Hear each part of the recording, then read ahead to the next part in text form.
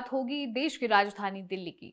Delhi NCR की हवा खतरनाक स्तर तक खराब हो गई है। इसके कारण वायु गुणवत्ता प्रबंधन आयोग ने ग्रेटेड रिस्पांस एक्शन प्लान यानी जीआरएसपी के चरण 4 के तहत जो है प्रदूषण को नियंत्रित करने के लिए और ज्यादा कड़े उपाय लागू किए हैं। 18 नवंबर सुबह 8 बजे से प्रभावी प्रतिबंधों का नया सेट क्षेत्र में लागू हो गया है। सीएक्यूएम वायु गुणवत्ता सूचकांक को खराब करने में योगदान देने वाले उत्सर्जन के घटकों को कम करने के लिए प्रदूषण के अन्य स्रोतों के साथ साथ वाहनों से होने वाले प्रदूषण को नियंत्रित करने पर ध्यान केंद्रित करेगा।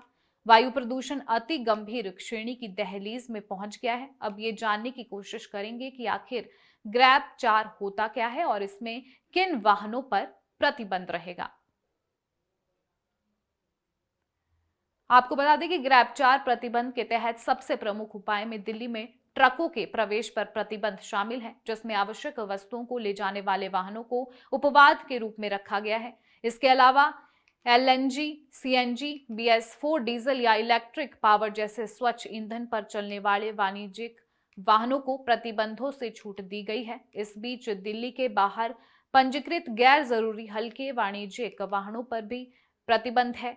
सिवाय सीएनजी, इलेक्ट्रिक पावर और BS4 डीजल से चलने वाले वाहनों के ग्रैप 4 के तहत दिल्ली में पंजीकृत मध्य और हल्के वाणिज्यिक वाहन जो डीजल या BS4 पर चलते हैं उन पर भी प्रतिबंध है, सिवाय जरूरी वस्तुओं को ले जाने वाले वाहनों के।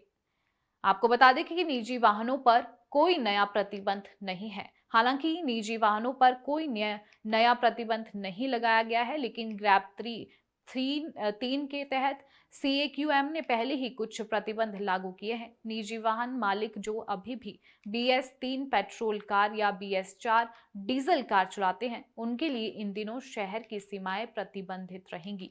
दिल्ली ट्रैफिक पुलिस ग्रैप चरण 3 दिशा निर्देशों को सख्ती से लागू करेगी और प्रतिबंधों का उल्लंघन करने वाले किसी भी वाहन पर कार्रवाई करेगी। पूरे एनसीआर में प्रतिबंध लागू रहेगा। ये प्रतिबंध सिर्फ दिल्ली में ही नहीं बल्कि गुरुग्राम, फरीदाबाद, गाजियाबाद और गौतम बुद्ध नगर जैसे आसपास के इलाकों में भी लागू होंगे। जो लोग नियमों का उल्लंघन करते पाए जाएंगे उन्हें 20,000 रुपए का जुर्माना देना होगा। अन्य सभी निजी वाहन जिनके पास BS4 पेट्रोल और BS6 डीजल प्रमाणन और उससे ऊपर है, उन्हें इस अवधि के दौरान बिना किसी प्रतिबंध के शहर में चलने की अनुमति होगी। निजी वाहनों पर क्या प्रतिबंध रहेंगे अब हम आपको ये बताएंगे। राजधानी क्षेत्र में वाहन मालिकों पर अब कड़ी निगरानी रखी जा रही है, क्योंकि अधिकारी शहर में प्रदूषण के स्तर में तेजी से हो रही बढ़ोतरी से निपटने के लिए प्रयास बढ़ा रहे हैं। वाहन मालिकों को अपने वाहन को बाहर ले जाने से पहले वैध प्रदूषण नियंत्रण प्रमाण पत्र साथ रखना चाहिए। अगर ऐसा नहीं है तो उन्हें भारी जुर्माना भरना पड़ सकता है।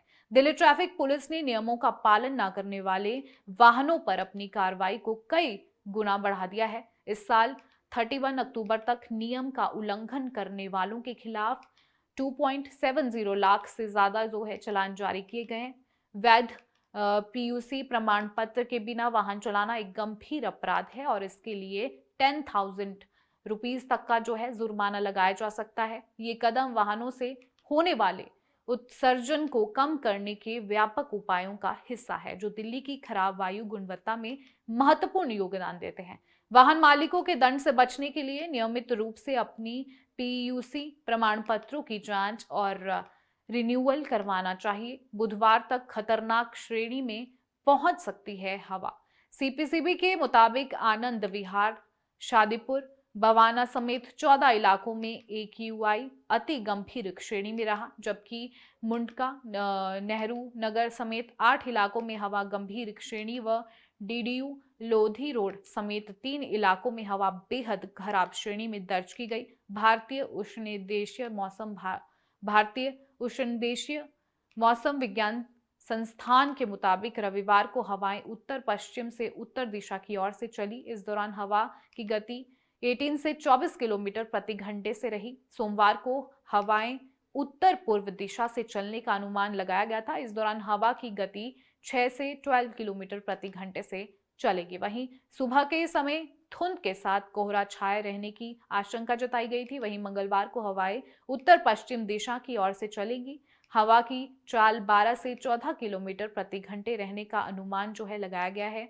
एनसीआर में दिल्ली के बाद ग्रेटर नोएडा सबसे प्रदूषित शहर रहा। सीपीसीबी के अनुसार एनसीआर में दिल्ली के बाद ग्रेटर नोएडा का सबसे अधिक वायु गुणवत्ता सूचकांक दर्ज किया गया। यहाँ AQI 362 रहा, जो कि बेहद खराब श्रेणी है। वहीं फरीदाबाद में 275, गाजियाबाद में 362, नोएडा में 316 और गुरुग्राम में 310 AQI दर्ज किया गया।